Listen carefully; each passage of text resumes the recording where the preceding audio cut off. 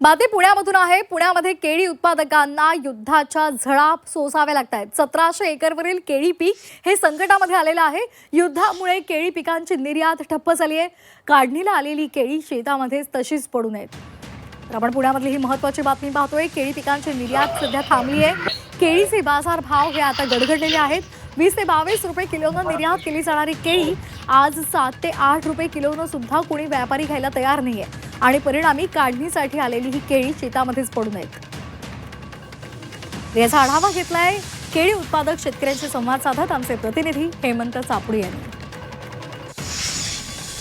सध्याची जर युद्धाची परिस्थिती पाहिली तर इराण आणि इस्रायल आणि अमेरिका या देशांमध्ये सुरू असलेल्या युद्धांमुळे केळीचे बाजारभाव गडगडल्याने खरं तर केळी उत्पादक शेतकरी मोठ्या संकटात सापडलेला आहे। मी सध्या केळीच्या बागेत आलेले आपण या ठिकाणची जर परिस्थिती पाहिली तर केळी ही काढणीला आलेली आहे, मात्र बाजारभाव पडल्याने कुठेतरी सध्या शेतकरी मोठ्या संकटात सापडलेला। आपल्यासोबत बोलण्यासाठी शेतकरी आहेत। काय सांगाल, काय परिस्थिती आहे सध्या, युद्धामुळे काय फटका बसलाय?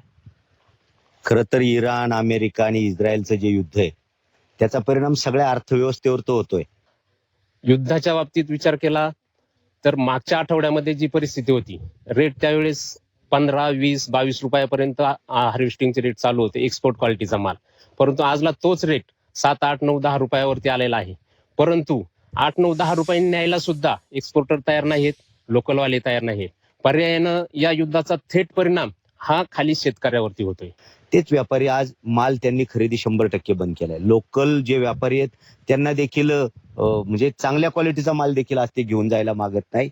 प्रचंड प्रमाणामध्ये शेतकऱ्याला आर्थिक फटका या युद्धामुळे बसलाय। युद्धाचा मोठा परिणाम सध्या केळी उत्पादक शेतकऱ्यांना झालेला पाहायला मिळत आहे। हेमंत चापुडे, झी मीडिया, नारायणगाव, पुणे।